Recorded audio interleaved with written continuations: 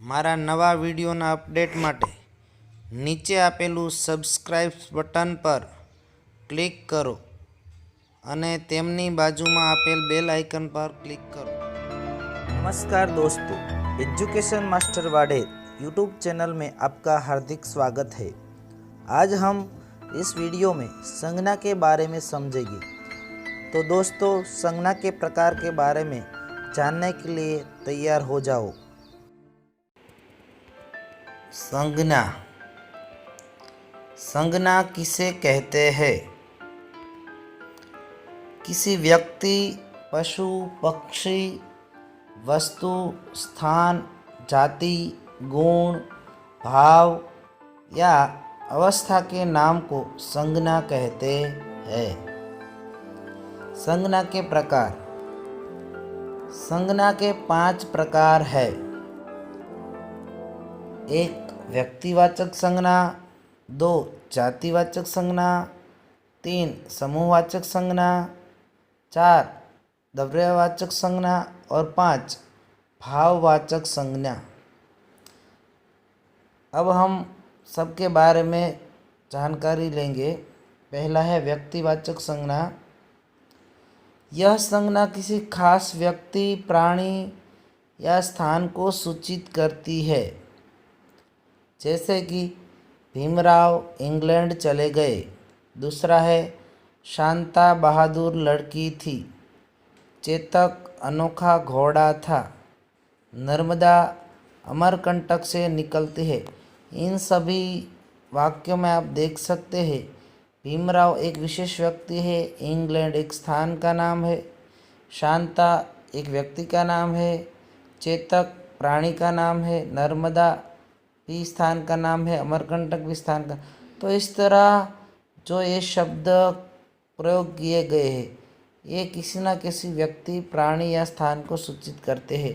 इसलिए ये सभी शब्द है वो व्यक्तिवाचक संज्ञा के रूप से जाने जाते हैं।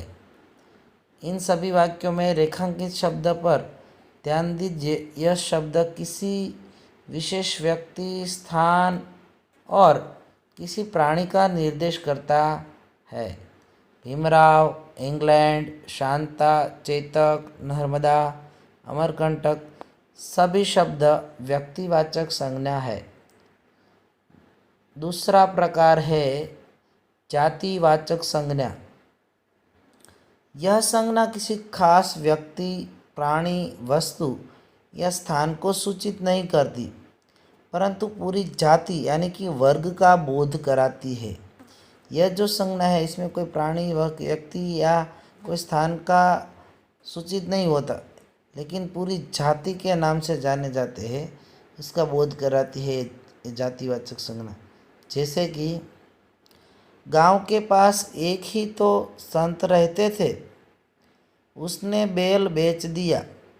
चित्रकार ने युक्ति की, लोग नदी को माता मानते हैं।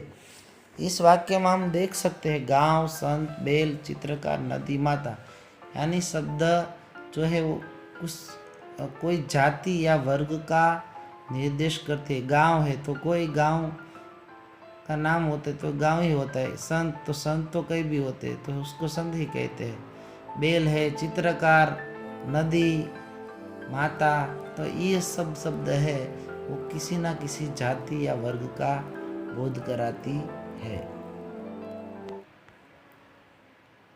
इस प्रकार ऊपर वाक्यों में रेखांकित शब्द गांव, संत, बैल, चित्रकार, नदी और माता अपनी पूरी जाति का बोध कराते हैं। इसलिए यह सभी शब्द जातिवाचक संज्ञा है।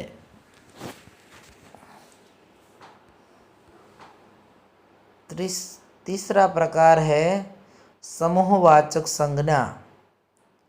यह संज्ञा किसी न किसी समूह का बोध कराती है।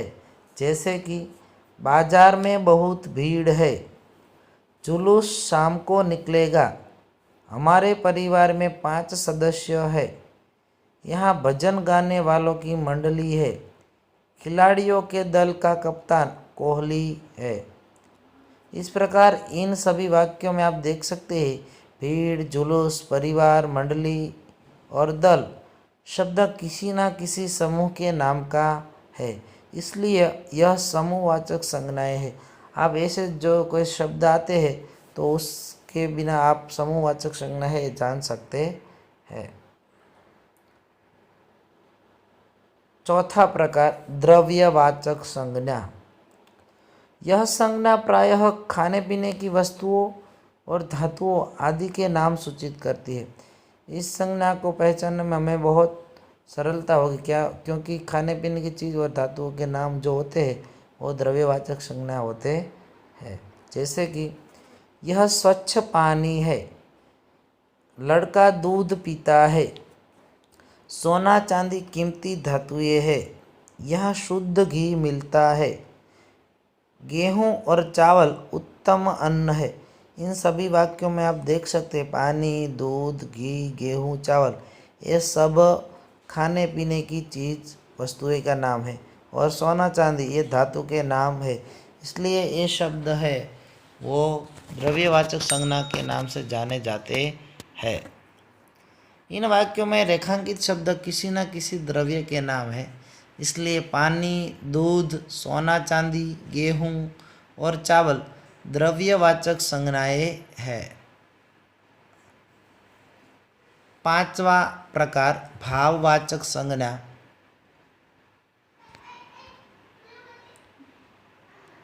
यह संज्ञा मन के भाव, विचार, इच्छाएं, स्थिति या अवस्था को सूचित करती है। जैसे कि किसान की बातों में सच्चाई थी, डाकू ने दया दिखाई, उसने अपना बचपन याद आया, राजू को उसकी गरीबी निगल गई, आज हवा में ठंडक है। इन सभी वाक्यों में आप देख सकते हैं जो रेखांकित किए गए शब्द सच्चाई, दया, बचपन, गरीबी, ठंडक, ये जो शब्द है किसी ना किसी भाव, विचार, इच्छा, स्थिति या अवस्था को निर्देश करते हैं। इन वाक्यों में रेखांकित शब्द सच्चाई, दया, बचपन, गरीबी और ठंडक किसी न किसी भाव, गुण, स्थिति या अवस्था का निर्देश करते हैं, इसलिए सच्चाई, दया, बचपन, गरीबी और ठंडक सभी भाववाचक संज्ञाएं हैं। भाववाचक संज्ञा के और कई उदाहरण हैं, जैसे कि हम भाववाचक संज्ञा को कैसे पहचान सकते हैं, तो कोई भाव पैदा करने वाला जो शब्द होता है, जैसे कि हंसी, खुशी, दुख, सुख, प्यार, नफरत, आशा, आश्चर्य, बलिदान या आदि, ऐसा कोई शब्द होता है तो वो भाववाचक संज्ञा होता है, जो भाव पैदा करता है वो। दूसरा है गुण, वीरता, सच्चाई, मेहनत, हिम्मत, निर्भयता, मिठास, कड़वापन आदि, जो ऐसे कोई शब्द कोई गुण को निर्देश करता हो ऐसा शब्द हो तो वो भाववाचक संज्ञा के रूप से जाने जाते हैं। स्थिति, अमीरी, गरीबी, स्वास्थ्य, थकावट, चिंता, बीमारी आदि स्थिति के निर्देश करती है। अवस्था, बचपन, जवानी, बुढ़ापा आदि। हवा, ठंडी, गर्मी, पढ़ाई, लिखावट, कमाई, रोशनी, महंगाई आदि भी भाववाचक संज्ञाएं